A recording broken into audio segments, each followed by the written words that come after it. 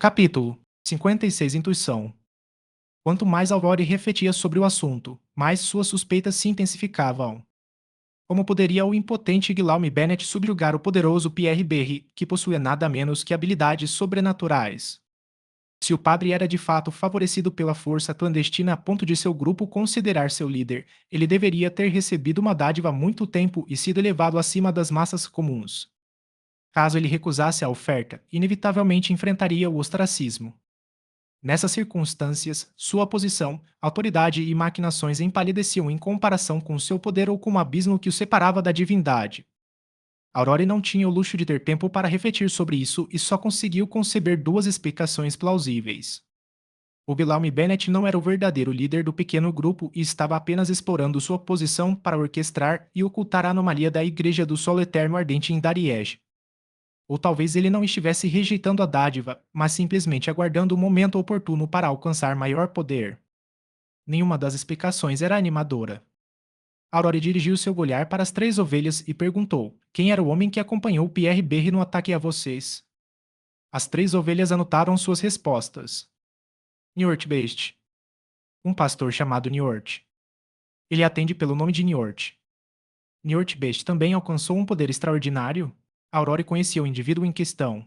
Niort era um pastor de Cordu que frequentemente levava seu rebanho para pastar ao lado de Pierre Berry. Mas, aparentemente, desta vez ele não havia retornado cedo. Onde está Niort? Não o vi na aldeia, perguntou Aurore. As três ovelhas se afastaram alguns passos e encontraram um novo pedaço de terra sem marcações onde podiam escrever. Ele está morto. Eu matei. Nós o retiramos, mas fomos detidos. Teria ele sido vítima de um contra-ataque? Aurora assentiu pensativamente. Vocês são todos Beyonders. As três ovelhas pararam de escrever e lamber com os cascos e assentiram com a cabeça. Aurora as reconheceu laconicamente enquanto se apressava para processar as implicações. Pierre, Berrine e Ortbest estão caçando Beyonders. Qual é o motivo deles? E um deles já está morto. Ou as habilidades de Niort eram insignificantes em comparação com as de Pierre, ou eles haviam adquirido seus poderes através da dádiva e estavam longe de serem proficientes em utilizá-los. Era certo que as batalhas contra o Beyonder encontrariam complicações.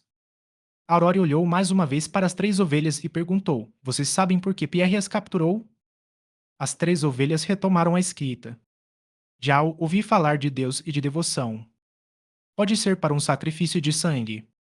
Suspeito que ele queira nos oferecer em sacrifício a um deus maligno.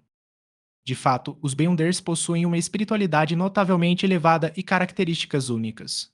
Eles são muito superiores aos mortais comuns como oferendas sacrificiais e podem apaziguar deuses malévolos com mais eficácia. Pierre Berry e Niort Best estavam usando ovelhas pastando como um estratagema para sequestrar Beyonders de outros países e oferecê-los como sacrifícios. É um esquema que pode facilmente passar despercebido pelas autoridades locais. Aurore assentiu imperceptivelmente.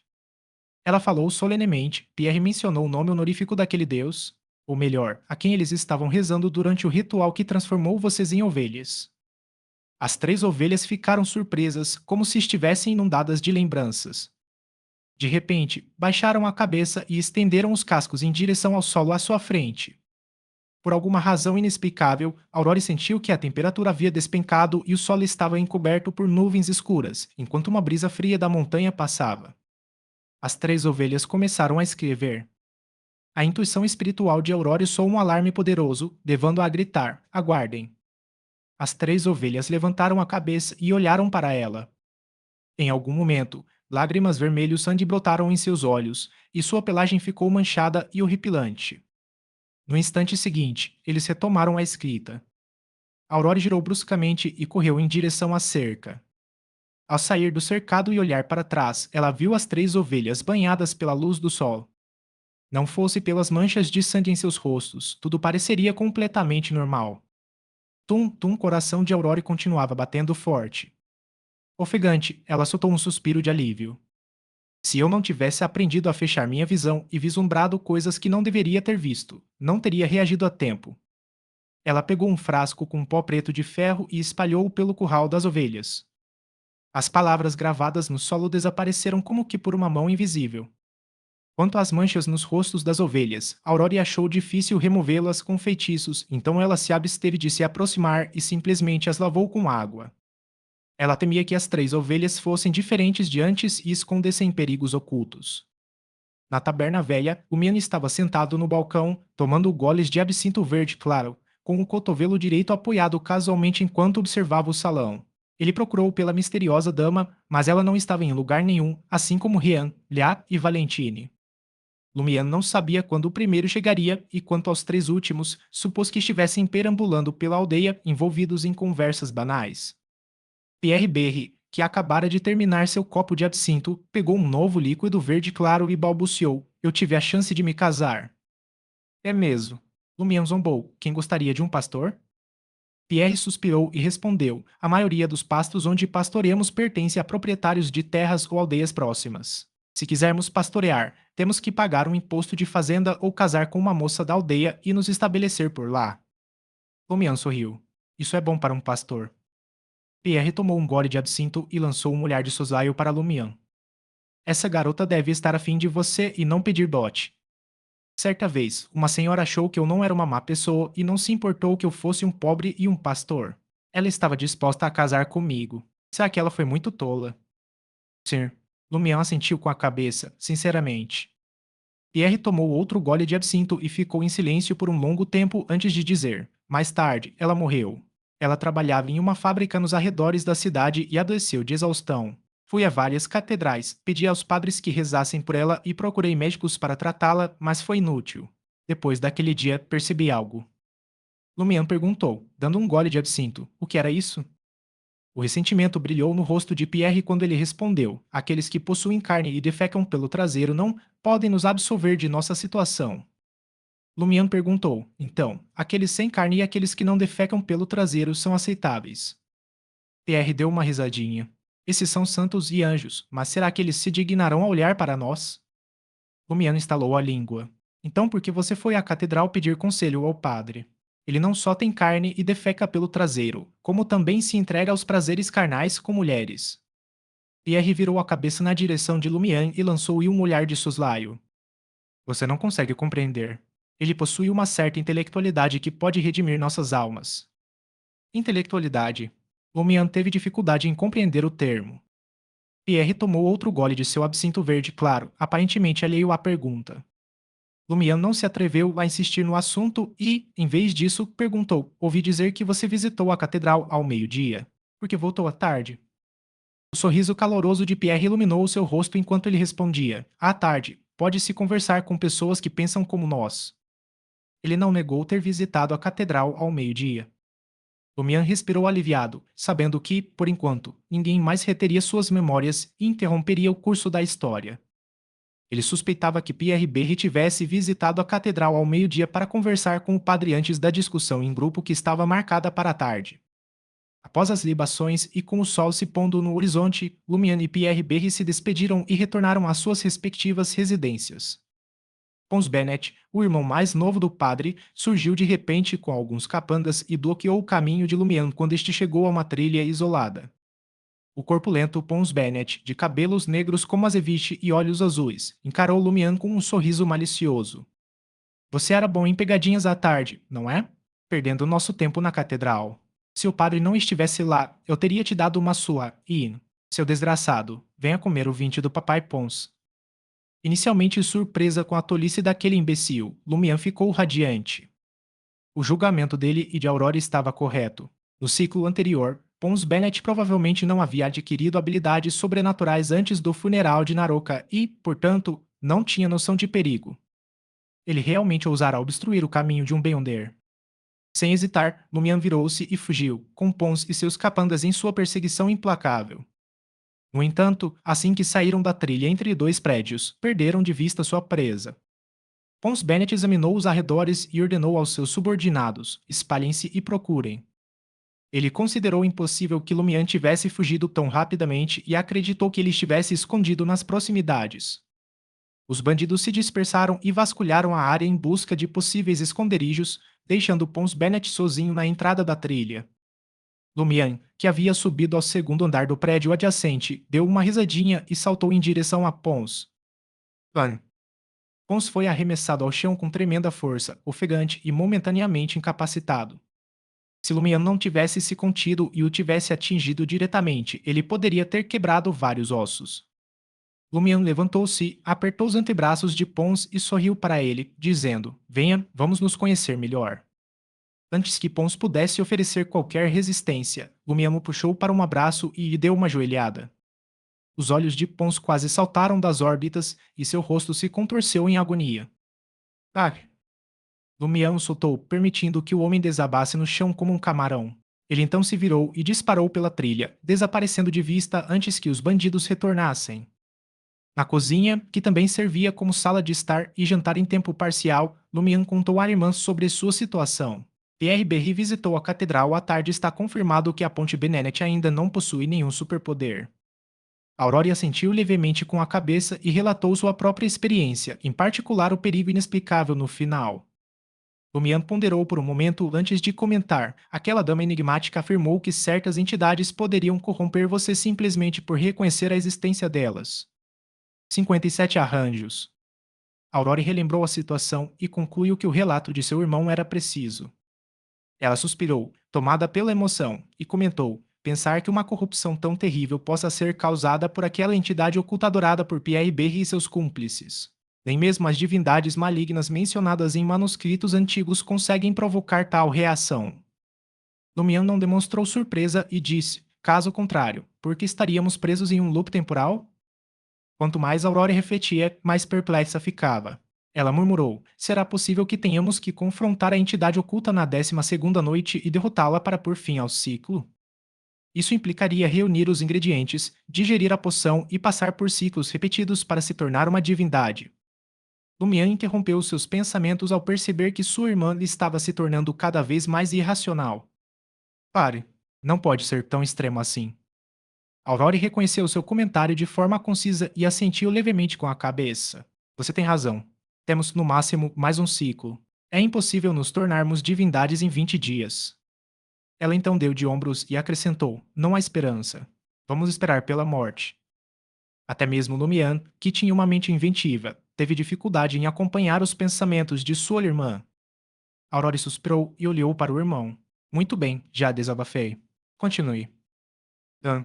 Lumian pareceu confuso e levou alguns segundos para entender o que sua irmã queria dizer ao continuar. Pelo que parece, as 3 ovelhas transformadas serão oferecidas em sacrifício e trazidas de volta a Cordu. Não é surpresa que não tenham esperado até o início de maio. A 12ª noite é, na verdade, o dia de um sacrifício em grande escala à entidade oculta? Os olhos de Aurora percorreram o ambiente e ela disse: essa era a minha suposição, mas porque o padre e seus cúmplices receberam diferentes graus de bênção antes da quaresma? Pelo que entendi, deveria ter sido uma troca por meio de sacrifício. Baseando-se em sua perspectiva maliciosa, Lumian fez uma conjectura ousada com base nos eventos do ciclo anterior. Um pequeno sacrifício e um grande ritual. No final da celebração da quaresma, o padre, que havia obtido poderes extraordinários, já não escondia a sua anomalia. É evidente que ele estava planejando algo significativo. Após refletir por um momento, Aurora disse: a celebração da quaresma pode ser parte do grande ritual. Antes do grande ritual, o padre tomou sua decisão e ofereceu sua alma à divindade maligna. Com uma certa quantidade de oferendas, ele obteve uma infinidade de bênçãos, revelando completamente sua verdadeira natureza.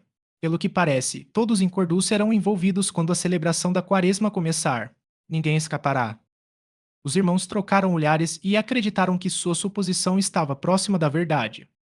No entanto, se a anomalia surgiu inteiramente durante a celebração da quaresma até a 12ª noite, como eles poderiam esperar pacientemente até o ritual final para encontrar a chave do ciclo? Havia uma grande probabilidade de que todos na aldeia, com exceção daqueles que morressem em sacrifício, fossem corrompidos. Eu sou apenas uma sequência 7. Aurora cobriu o rosto e disse: e você é apenas uma sequência 9. Eles estavam enfrentando uma situação tão desesperadora. Baseada no relato de Lumian sobre a batalha, no final da celebração da quaresma e em sua recente experiência caçando monstros de marcas negras, ela sabia que não era páreo para o padre que havia recebido uma dádiva. Ela sentiu que precisava se preparar com antecedência antes de confrontar Pierre Berry. Felizmente, Lumian derrotou o padre mutante em uma batalha 1 contra 2. Contudo, impedir que o padre e seus cúmplices obtivessem poderes sobrenaturais antecipadamente poderia evitar a 12ª noite. O ciclo provavelmente recomeçaria antes do previsto. Dificuldade infernal. Dificuldade infernal. Aurore bateu na mesa de jantar com uma expressão triste. Sem esperar pela resposta de Lumian, ela ergueu as mãos e bagunçou os cabelos loiros, como se estivesse liberando emoções reprimidas. Após uma série de gestos, Aurore recompôs-se e dirigiu-se calmamente a Lumian. Procure o trio de estrangeiros amanhã de manhã. Você poderá revelar a eles a anomalia na aldeia. Ocultar nossa condição de Beyonders é desnecessário. É muito perigoso, Lumian respondeu instintivamente. Não seria natural que os Beyonders selvagens fossem considerados culpados quando se deparassem com as autoridades. Aurore soltou um suspiro lento e declarou: nesta situação, não podemos nos importar com nada. Além daquela dama enigmática, o trio provavelmente é composto pelas pessoas mais confiáveis da vila. Além disso, cada um deles possui uma força que se iguala à minha ou até mesmo a supera. Estamos todos no mesmo barco. Não subestimem uns aos outros. Seja um Beyonder selvagem ou um oficial, precisamos nos unir. Quanto à possibilidade de sermos caçados por oficiais no futuro, lidaremos com isso quando chegar a hora. Por enquanto, precisamos nos concentrar em escapar deste ciclo. Lumian já tinha ouvido sua irmã usar a expressão estamos todos no mesmo barco. Ele sabia que isso implicava que todos estavam em uma situação semelhante e enfrentando o mesmo problema. Se algo acontecesse, ninguém escaparia. Eles tinham que se manter unidos. Muito bem, irei procurá-los amanhã, concordou ele. Aurore prosseguiu. Agora suspeito que haja outra pessoa por trás do Padre de Pierre. Ele é a raiz da corrupção. Madame Polis, Lumian deduziu. Ela não só é poderosa, como também é amante do padre. Ela pode controlá-lo em segredo e usá-lo para influenciar os outros na aldeia. Mas ela não tem nenhuma ligação aparente com Pierre. Aurore olhou para o irmão, franzindo a testa em contemplação. A partir do encontro com as 3 ovelhas, Pierre e Niort deveriam ter adquirido poderes sobrenaturais quando pastavam nas planícies em outubro passado. No mínimo, deveriam ter obtido o conhecimento correspondente. Isso porque eles não voltaram no meio do caminho, então é impossível obtê-lo de outra forma. Isso significa que a anomalia na aldeia remonta a julho e agosto do ano passado. Você notou alguma anomalia? Lumian balançou a cabeça lentamente. Não. Inicialmente, ele pensava conhecer Cordu muito bem, mas agora percebia que as tensões latentes já existiam há mais de meio ano. Essa constatação o encheu de pavor e o fez sentir-se um estranho em sua própria casa. Qual é o problema? Lumian sentia como se estivesse envolto em camadas de neblina. Ele jamais conseguiria discernir a verdade sobre o assunto. Aurore prosseguiu. Pode ser também aquela coruja. Talvez o lendário bruxo que morreu não esteja realmente morto. Ele pode ainda estar escondido em algum lugar da vila, ou talvez seja alguém que encontramos com frequência. Ele pode já ter descoberto que eu sou um bruxo e deliberadamente suprimiu a lenda de mim. Não existem tais restrições para pessoas comuns como você. Aurora instruiu em voz baixa. Avise-me imediatamente na próxima vez que a coruja aparecer. Pedirei a Witch Paper para rastreá-la e determinar seu paradeiro. Lumian respondeu laconicamente ao pedido da irmã, indicando que também estava à espera que a coruja aparecesse. Dessa vez, vou arrancar todas as suas penas. Ele praguejou mentalmente. Aurore ponderou por um momento antes de emitir uma terceira diretiva. Amanhã à tarde, convidarei Madame Poalis. O administrador permanece em seu posto, deixando o mordomo e os criados como os únicos ocupantes do castelo.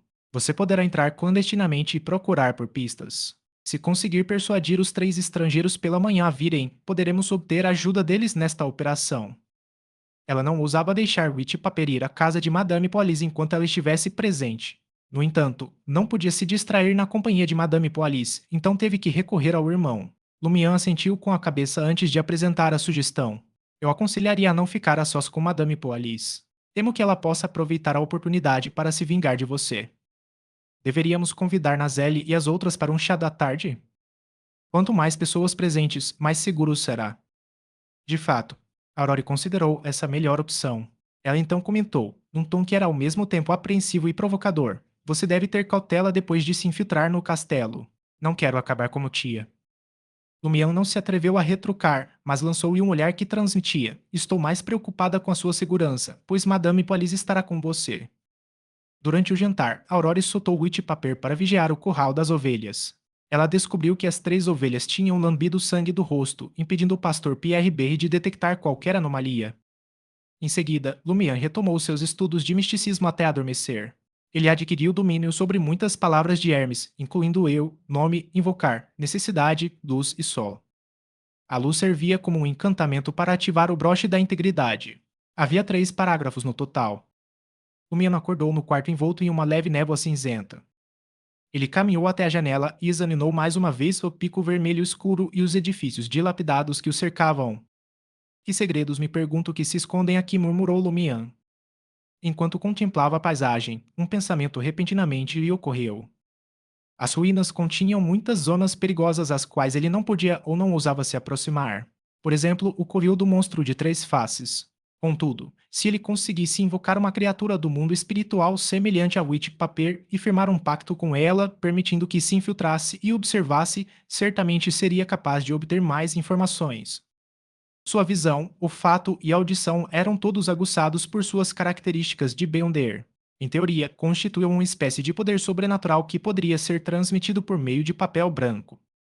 Enquanto refletia, Lumian murmurou para si mesmo: o problema agora é se consigo invocar uma criatura do mundo espiritual nas ruínas dos sonhos. Caso eu não consiga, posso utilizar nossa conexão para trazê-la para o sonho após invocá-la e selar o pacto na realidade. Que implicações a adição de uma criatura contratada terá no ciclo? O mundo espiritual correspondente pode ser adicionado? Caso contrário, assim que a duração da invocação expirar, a criatura contratada retornará e o ciclo recomeçará. Quanto mais Lumiano pensava nisso, mais sua cabeça latejava. Ele sentia uma profunda reverência pelo misticismo. Só lhe restava esperar dominar rapidamente algumas línguas que lhe permitissem completar um ritual de invocação. Sem mais delongas, ele pegou sua espingarda, a escassa quantidade de balas de chumbo que restava e o machado afiado. Saiu de casa, atravessou a mata e retornou às ruínas. 58 Valorizando o talento. Após 2 noites de reconhecimento, Lumian descobriu que os monstros que habitavam os arredores das ruínas dos sonhos eram em menor número do que ele acreditava inicialmente. Após eliminar a criatura sem pele, a monstruosidade empunhando uma espingarda e o monstro com a marca negra, Lumian encontrou pouco mais em sua busca pela área. Tudo o que descobriu foram alguns pedaços de carne se contorcendo. Seu único propósito parecia ser o de servir de alimento. Contudo, Lumian já havia percebido há muito tempo que não precisava de comida dentro do sonho. A cada vez que entrava, sentia-se revigorado e sem fome.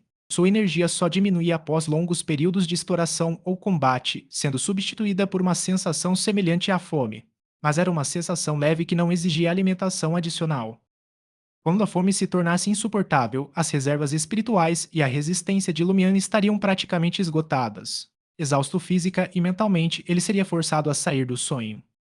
Após se alimentar e se recuperar no mundo real, ele retornava ao mundo dos sonhos, com o vigor restaurado e a fome saciada. Ao aprofundar-se na escaração, Lumian examinou os arredores em busca de sinais de estruturas desmoronadas.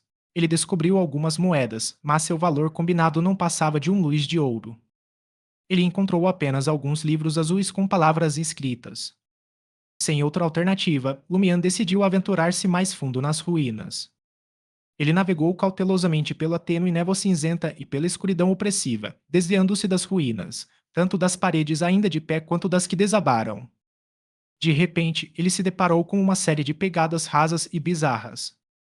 Era difícil classificá-las como pegadas, a da esquerda parecia comum, mas a da direita lembrava mais a impressão da palma da mão. Outro monstro. Lumian seguiu furtivamente as pegadas, enquanto examinava o ambiente ao seu redor e imaginava o campo de batalha ideal para vários cenários. Por fim, ele percebeu o movimento, o que o fez parar. Contornou a área e escalou um prédio em ruínas, usando os escombros espalhados como cobertura. Olhando com cautela, Lumian examinou a origem do ruído. Ali, no centro de um terreno baldio e desimpedido, estava uma figura que dificilmente poderia ser descrita como humana. Embora apresentasse uma forma vagamente humanoide, uma inspeção mais detalhada revelou uma série de incongruências. 2 olhos ocupavam o espaço onde deveria estar o nariz. Acima deles, uma boca e abaixo, um par de orelhas. O nariz estava situado próximo às têmporas, enquanto uma perna e um braço substituíam cada ombro. A metade inferior da figura consistia em outra perna e outro braço. Toda a forma parecia ter sido montada de forma aleatória a partir de componentes humanos incompatíveis. Essa revelação esclareceu instantaneamente a natureza dos rastros peculiares que Lumian vinha seguindo. A criatura vestia uma camisa marrom de mangas curtas e calças azul escuras, trajes típicos dos intisianos de classe baixa. Ela caminhava de um lado para o outro na paisagem árida, descalça e sem chapéu. Lumian se absteve de atacar, optando por observar pacientemente. Em pouco tempo, o monstro ergueu um braço e contorceu o corpo para trás, com a cabeça tocando o chão. É incrivelmente flexível. Seria um ótimo dançarino. Lumian refletiu sarcasticamente. Como se fosse combinado, a criatura começou a dançar. Seus movimentos alternavam entre ousados e graciosos, às vezes bizarros e cômicos, mas sempre rítmicos. Mas, notavelmente, a criatura parecia não possuir estrutura esquelética. Seus membros se contorciam e se dobravam atrás das costas, e suas pernas e braços se entrelaçavam com facilidade. Como rei das brincadeiras da Vila Cordu, Lumian rapidamente criou um apelido apropriado para sua nova presa, Homem Macarrão. Baseando-se em suas observações, ele começou a formular uma estratégia para o confronto iminente. Não devo presumir que posso evitar seus ataques simplesmente manobrando para trás dele. O homem macarrão é capaz de tratar sua frente e suas costas de forma intercambiável. Devo ter cuidado com seu potencial de me estrangular como uma serpente.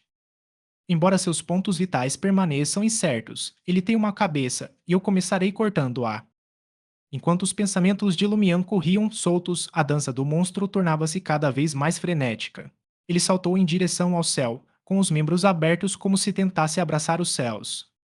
Lumian se viu de certa forma enfeitiçado, dominado por um desejo de balançar o corpo em sincronia com os movimentos da criatura. Ele não conseguia deixar de se lembrar de uma melodia que sua irmã costumava tocar, o ritmo ecoando em sua mente, dum tch, dum tch. De repente, uma onda de calor se espalhou por seu peitoral esquerdo enquanto sussurros pareciam reverberar em seu crânio. Seu couro cabeludo formigou e seu corpo estremeceu, como se a voz fantasmagórica que outrora o levara à beira da loucura estivesse prestes a falar novamente. Um Lumian desabotou apressadamente seu casaco de couro e sua camisa cinza com a mão esquerda e olhou para o peito nu. A marca escura de espinhos sobre seu coração havia retornado. O símbolo azul escuro, composto por um olho e vermes contorcidos, materializou-se e pressionou o anterior. Lumian ficou paralisado em choque enquanto sua mente trabalhava a 1000 por hora. Eu nem sequer tinha entrado em estado de cogitação, muito menos o mantido por alguns segundos. Será que a dança do homem macarrão desencadeou isso de alguma forma? Existe algo de místico nessa dança? Alguma magia oculta? Por sorte, quando a marca se ativa assim, os sussurros horríveis ficam quase inaudíveis. Não vai me levar à beira da morte nem me privar de todo o autocontrole. Mas vou sofrer uma enxaqueca insuportável, tremores incontroláveis e desorientação. Desde que se tornou um caçador, Lumian evitava entrar naquele estado de cogitação para acessar sua habilidade especial. O perigo parecia muito maior agora. Antes, ele havia flertado com a morte e saído ileso.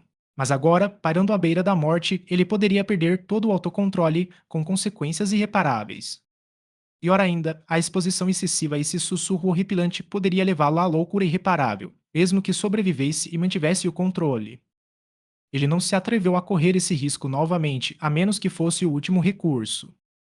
Após 2 ou 3 segundos, Lumian já não se surpreendia com o símbolo de espinho que a dança do homem macarrão provocava. Uma alegria indescritível invadiu seu coração. Ele seria capaz de suportar completamente um estado tão negativo. Então, será que aprendendo a dança do homem macarrão, eu conseguiria dançá-la com antecedência para ativar? 1. Ativar parcialmente a habilidade especial dos meus sonhos ao caçar monstros poderosos? Aí, eu atacaria o alvo atordoado e o derrotaria em poucos movimentos.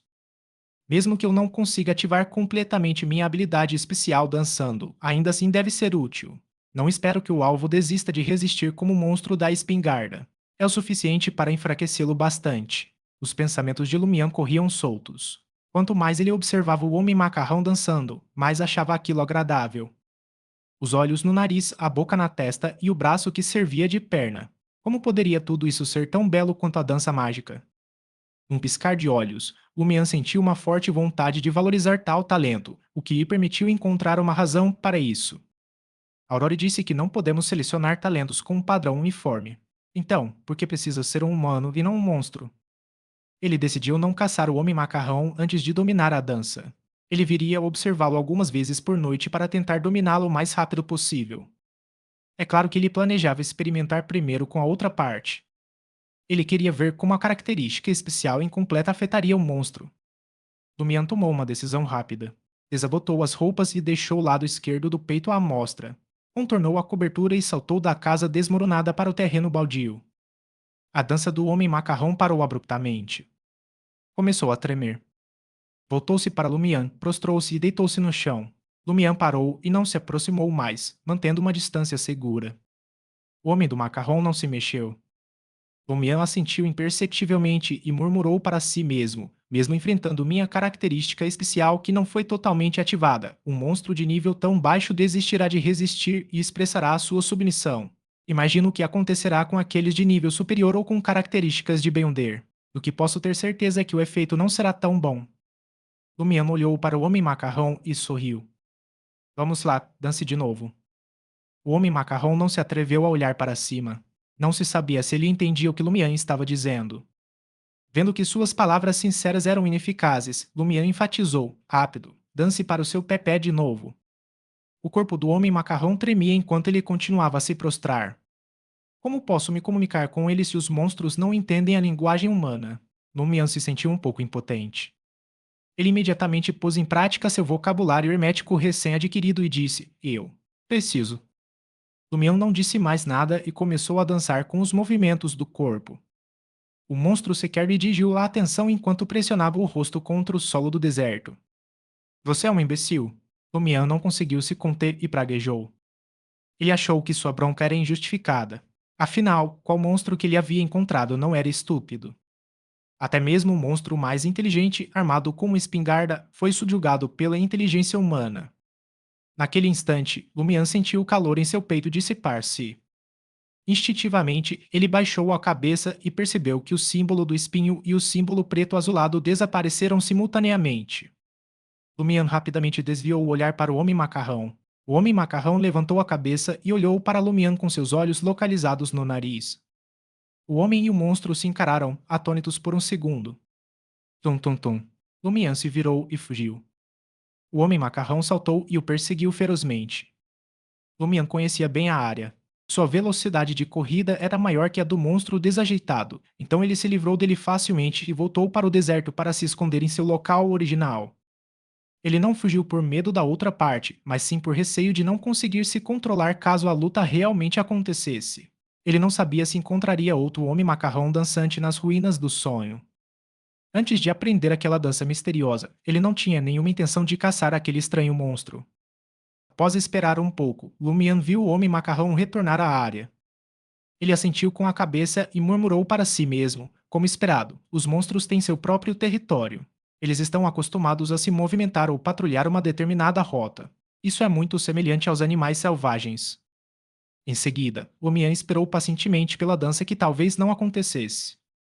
Após quase 2 horas, ele havia consumido boa parte de sua espiritualidade e sentia um pouco de fome. O homem macarrão, que havia descansado por um longo tempo, caminhou até o centro do terreno baldio e ergueu o braço e a perna. 59 novamente. O homem macarrão dançou mais uma vez e Lumian confirmou que a dança misteriosa impedia que o símbolo de espinho negro em seu peito se ativasse completamente. Não produziu nenhum som aterrador, apenas um sussurro ilusório. Isso era extremamente vantajoso para a característica especial de Lumian no mundo dos sonhos. No entanto, ele descobriu dois problemas. Primeiramente, os movimentos de dança do homem macarrão eram extremamente difíceis e violavam a estrutura do corpo humano. Somente um monstro com flexibilidade exagerada como o homem macarrão seria capaz de executá-los. Embora Lumian fosse um Beyonder e um caçador com um corpo extremamente aprimorado, ele não tinha confiança em replicá-los. Temia que dançar, mesmo que apenas uma vez, resultasse em rupturas de ligamentos, distensões musculares ou, pior, fraturas. Em segundo lugar, a dança despertou as forças da natureza circundante e esgotou consideravelmente a espiritualidade de Lumian. Após assistir pela terceira vez, Lumian suspirou silenciosamente, percebendo que precisava descansar. Preciso voltar e descansar depois de assistir a isso. A espiritualidade de um caçador é realmente inútil. Ele tinha quase certeza de que a existência oculta correspondente ao símbolo do espinho estava intimamente relacionada a essa ruína onírica. O padre tinha uma marca preta no corpo, e havia um monstro dançante que podia ativar o símbolo do espinho. Seria surpreendente dizer que isso não tinha nada a ver com a existência oculta. Lumian acreditou ainda mais na suposição de Aurore, pensando no símbolo semelhante no peito do padre e nas ruínas dos sonhos reiniciando junto com a realidade. A chave para resolver o enigma pode estar escondida nas profundezas deste lugar, desempenhando um papel vital. Seria por isso que a misteriosa dama insistia para que eu desvendasse o segredo das ruínas dos sonhos? Quanto mais Lumian pensava nisso, mais frustrado ficava. Ele ergueu a mão esquerda, que não segurava um machado, e fez gestos obscenos para o símbolo de espinho negro em seu peito. Ignorando a questão de se a existência oculta podia senti-lo ou vê-lo, Lumian sentiu que o problema não iria piorar, visto que ele já havia caído em um loop temporal graças a ele, e as pessoas ao seu redor estavam se tornando mais estranhas e perigosas. Após assistir à dança pela terceira vez, Lumian esfregou a cabeça, que lhe parecia um tanto vazia, e deixou as ruínas para retornar à sua casa do outro lado da região selvagem, suportando o leve calor que sentia no peito. Antes de deixar o sonho, ele tentou consolidar os movimentos de dança que havia memorizado e quase torceu as costas, rompeu os ligamentos do joelho e rompeu os músculos da panturrilha. Que droga, isso não é algo que um humano comum possa fazer. Lumian praguejou e se jogou na cama. Com a sua espiritualidade bastante esgotada, ele adormeceu rapidamente. Quando Lumian acordou, o céu começava a clarear. O sol ainda não havia nascido e a lua carmesim perdera seu brilho. Ele se sentou lentamente, sentindo a satisfação de um sono profundo. Sua espiritualidade, antes exausta, havia sido perfeitamente revigorada. Caminhando até a janela, Lumian abriu as cortinas, deixando a luz da aurora inundar o quarto. No instante seguinte, seus olhos se fixaram na figura maior que uma coruja comum, empoleirada em um olmo não muito distante, olhando para ele. Lumian saiu rapidamente do transe e abriu a boca. Aurore. Aurore. O suspeito está aqui. Rápido, Sigal. Ao ouvir o grito, a coruja abriu as asas e voou em direção à periferia da aldeia. Desceu gradualmente e desapareceu na floresta que margeava a vila de Cordu. Aurore, vestida com uma camisola de seda branca, entrou no quarto de Lumian segundos depois, com o rosto contorcido em irritação. É aquela coruja de novo. Lumian olhou pela janela e respondeu, sim. O Witchpaper conseguiu acompanhar.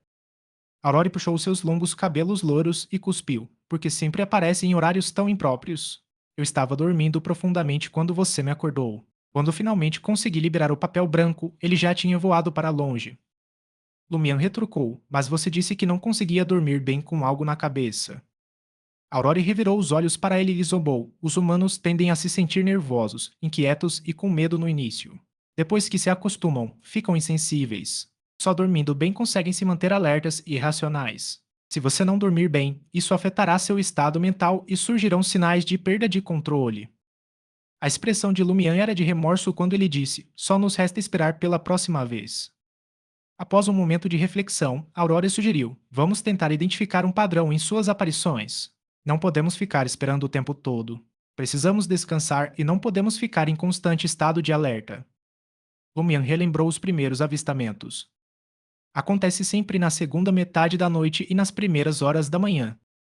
Por que apenas durante esse período? Perguntou Aurore. Parece mais um ato isolado do que um padrão. Pense bem. Você fez alguma coisa ou repetiu as mesmas ações nas noites correspondentes em que isso apareceu na primeira metade da noite? Eu estava explorando as ruínas do sonho, admitiu Lumian à sua irmã enquanto começava a se lembrar. Antes de aparecer pela primeira vez, matei o primeiro monstro no sonho. Antes de aparecer pela segunda vez, ativei o símbolo no meu peito através da cogitação e descobri o que havia de especial em mim.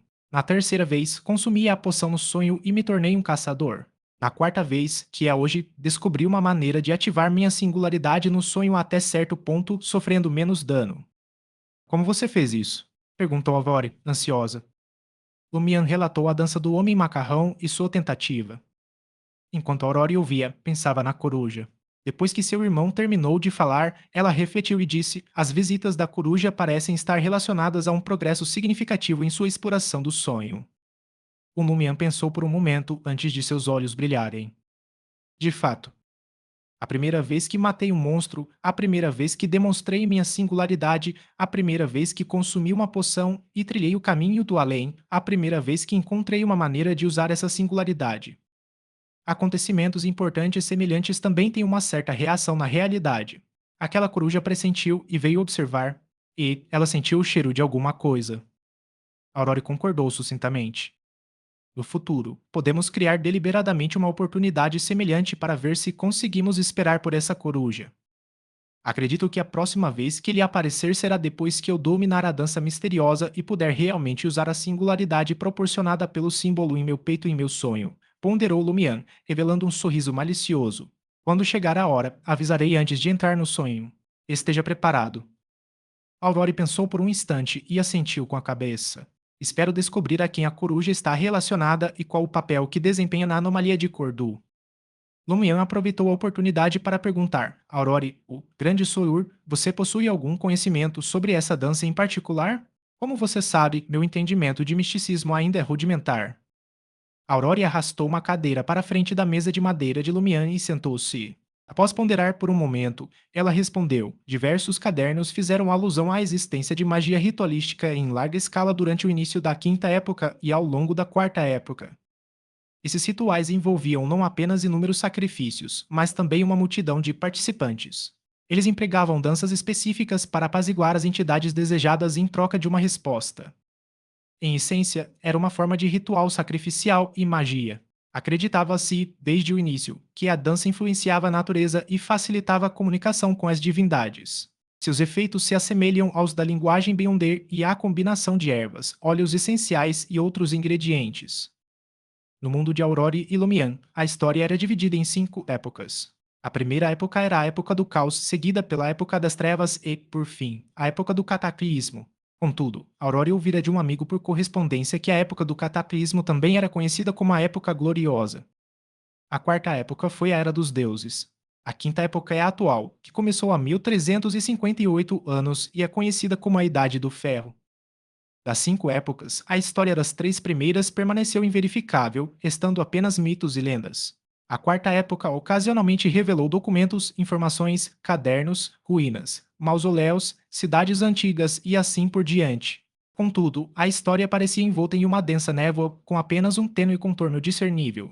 Os textos teológicos das 7 igrejas frequentemente relatavam histórias da quarta época, que servia como a única fonte de esclarecimento. Após ouvir a explicação de sua irmã, Lumian arriscou um palpite. Aquele homem do macarrão usa a dança para apaziguar a entidade oculta que corresponde ao símbolo do espinho. Será que ele espera obter uma resposta ou uma dádiva? Talvez uma parte significativa do ritual esteja ausente, resultando em um efeito extremamente fraco. Ou será que o problema com as ruínas do sonho está causando uma falha que só consegue ativar uma pequena fração do poder contido no símbolo dentro do meu corpo? E é como se eu fosse um deus. Tendo testemunhado a dança do homem macarrão e ficado satisfeito com ela, decidi destacar o símbolo e oferecer uma certa resposta. No entanto, Lumian não tinha controle sobre isso. Foi uma reação automática ao símbolo do espinho. Aurore sorriu e respondeu: Você é mais como um portador desse símbolo, uma ferramenta, em certo sentido. Ela fez uma pausa pensativa e disse: Suspeito que a dança tenha sido inventada especificamente para agradar ou se comunicar com a entidade oculta que corresponde ao símbolo do espinho. Caso contrário, não teria provocado uma reação do símbolo. Além disso, com base na sua descrição, isso não é algo que uma pessoa comum possa realizar. Somente os Beyonders com aprimoramentos especiais conseguem fazê-lo. Embora eu esteja familiarizado com os nomes das sequências 9 e 8 correspondentes, tenho apenas um certo nível de compreensão sobre elas. Nenhuma delas consegue executar esse tipo de dança, e a performance do Homem Macarrão não parece ser de uma sequência superior. Caso contrário, você não teria conseguido escapar. Talvez não seja um dos 22 caminhos, mas sim uma dádiva de uma entidade oculta. Lumian recordou as palavras da misteriosa dama. Aurora olhou pela janela e franziu os lábios. Será que isso tem alguma relação com o habitante do círculo ou com um poder equivalente à sequência 9 ou à sequência 8? Provavelmente. Lumian riu de repente. Deixe-me dar um nome. Homem Macarrão, a sequência 9 correspondente ao habitante do círculo. Aurora não conseguiu evitar olhar para o teto. Os irmãos conversaram um pouco antes de descerem para tomar o café da manhã. Após estudar Hermes até depois das 10 horas, Lumian partiu levando consigo itens importantes. 60 dançarina. Lumian não tinha pressa em encontrar Rian, Lea e Valentine. Em vez disso, dirigiu-se diretamente à taberna velha, na esperança de ter sorte. Se aquela mulher enigmática aparecesse, ele teria uma série de perguntas para ela. Aceitar o presente dela o obrigava a arcar com um custo futuro. Ele bem que poderia aproveitar a oportunidade para obter mais benefícios, como Aurora havia aconselhado. No instante em que Lumian entrou na taberna velha, seus olhos brilharam. A mulher misteriosa estava sentada em seu lugar de costume, no canto, com 2 copos de absinto esmeralda à sua frente. 2 copos. Ela sabia que eu viria. Lumião aproximou-se dela com um sorriso e a cumprimentou. Bom dia. Ela usava uma blusa branca com estampas de folhas de videira na gola e um vestido bege na altura dos tornozelos, com uma boina vermelho clara ao lado. Lumian, que já conhecia bem as revistas de moda da irmã, reconheceu isso como a última tendência de Trier. Ela olhou para ele com os olhos fixos. Está ficando tarde. Quase meio-dia. Isso é para se adequar à sua agenda, não é? Pensou Lumian, irritada. Mas ver aquela mulher enigmática lhe trouxe uma estranha sensação de calma. Ele sentou-se e foi direto ao ponto. Tenho passado por muita coisa ultimamente. Ela deslizou um copo de absinto na direção dele. O líquido verde rodopiante era como um farol de alegria. Ela não o convidou a falar, nem o silenciou.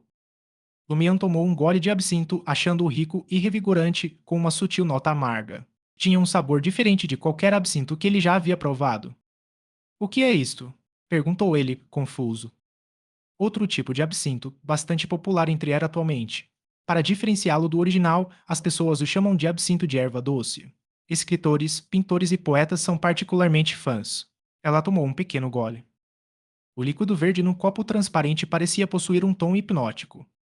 Os principais ingredientes do absinto eram losna, funcho e anis. Diferentes produtores usavam receitas ligeiramente diferentes, alguns até adicionando óleos essenciais de limão. Lumian não entendia seus motivos. Teria ela viajado até Trier apenas para trazer erva doce para absinto? Ele não perguntou. Em vez disso, relatou eventos recentes, tanto reais quanto sonhados. Ela tomou um gole de sua pequena xícara de absinto com erva doce, ouvindo atentamente o relato de Lumian. É basicamente isso. Posso aprender essa dança misteriosa o mais rápido possível? Perguntou ele, sem rodeios. Ele não se deu ao trabalho de perguntar sobre a chave do laço ou segredo do sonho.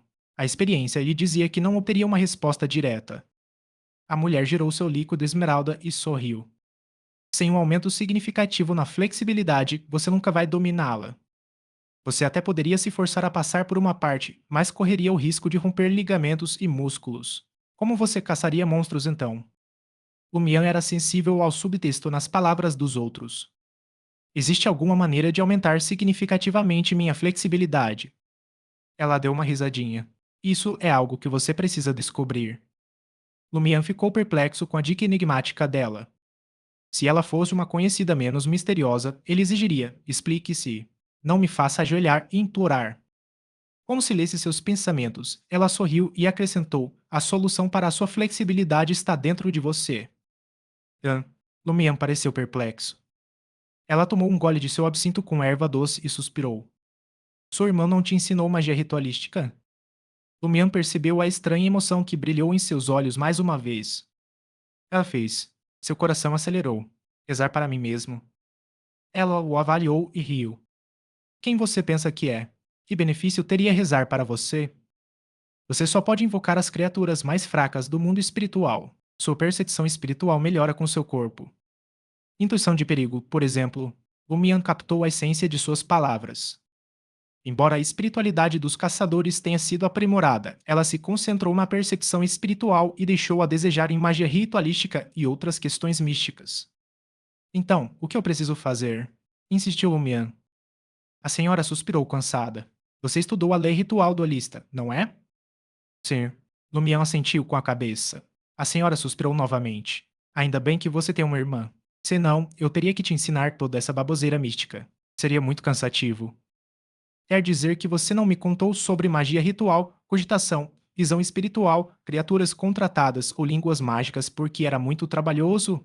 Você simplesmente apareceu depois que Aurora terminou de me ensinar? Lumian sentiu a raiva fervilhar dentro de si.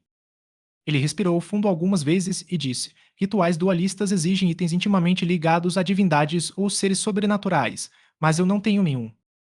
Sua voz foi diminuindo quando um pensamento lhe ocorreu. A mulher deu um sorriso irônico e disse: ah, sim, você tem razão. Você não se lembra. Lumian apontou o dedo para o próprio peito.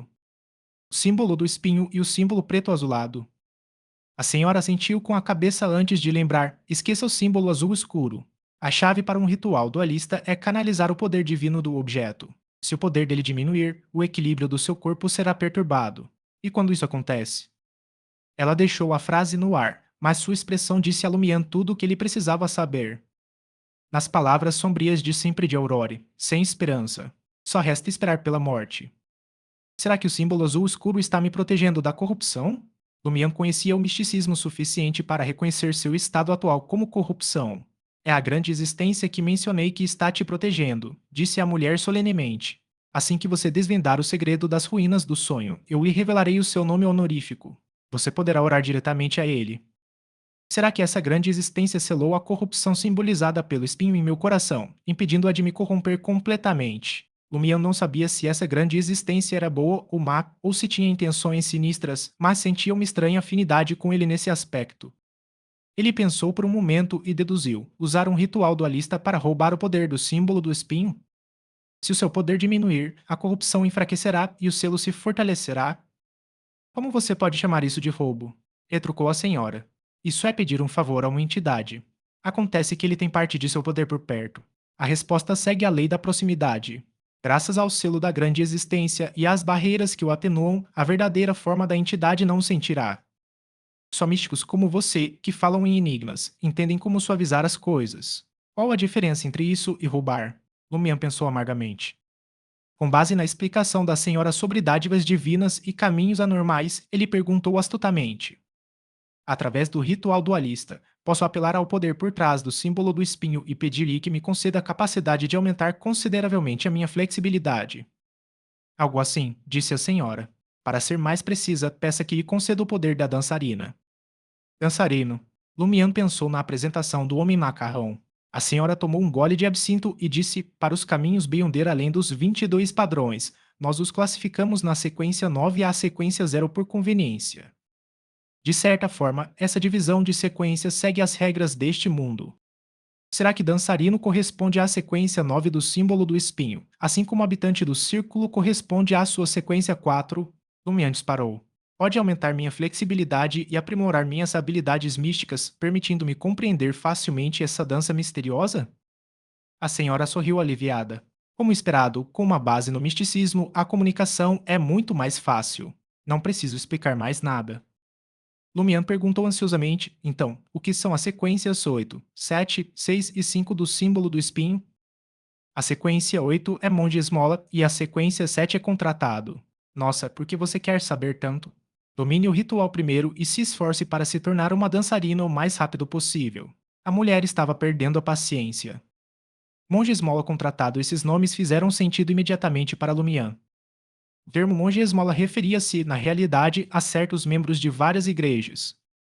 A Igreja do Sol Eterno Ardente era repleta de facções, cada uma com suas próprias crenças.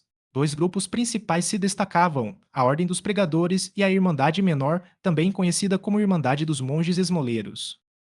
O primeiro grupo era composto por clérigos e purificadores da Inquisição, que se dedicavam à cruel perseguição e purificação de hereges, cultistas e seres transcendentais, tudo em nome da promoção dos ensinamentos ortodoxos do Sol Ardente Eterno. Estes últimos, porém, concentravam-se principalmente nos claustros, com alguns clérigos entre eles. Defendiam a temperança, mendigavam comida e recebiam um treinamento ascético, pregando em vários lugares pobres, tudo com o objetivo de difundir a fé no Sol Eterno Ardente. Ao ouvir a menção do monge Esmola, Lumian imediatamente pensou em missionários, ascetismo e magia ritualística peculiar. Quanto ao contratante, a primeira coisa que me veio à mente foi a mancha preta no padre e o monstro do orifício bucal. Aurora explicou que poderia ser uma marca deixada por um contrato especial. Tetere, o monstro que eu matei era um contratado? Perguntou Lumian, surpresa. Eu realmente matei um monstro equivalente a um de sequência 7. A senhora assentiu levemente com a cabeça e disse: sim, os contratados usam contratos especiais e a divindade fornecida por essa existência como testemunhas para obter diferentes poderes de várias criaturas. Um contrato corresponde a uma habilidade. Se eles são poderosos ou não, depende das habilidades que adquirem e da quantidade delas. Não é impossível para pessoas comuns matá-los se escolherem o caminho errado. Na verdade, situações semelhantes ocorrem no domínio Beyonder. É comum que Beyonders que não são habilidosos em combate sejam mortos por aqueles de uma sequência inferior. A habilidade é importante, assim como a inteligência. A preparação prévia é igualmente importante.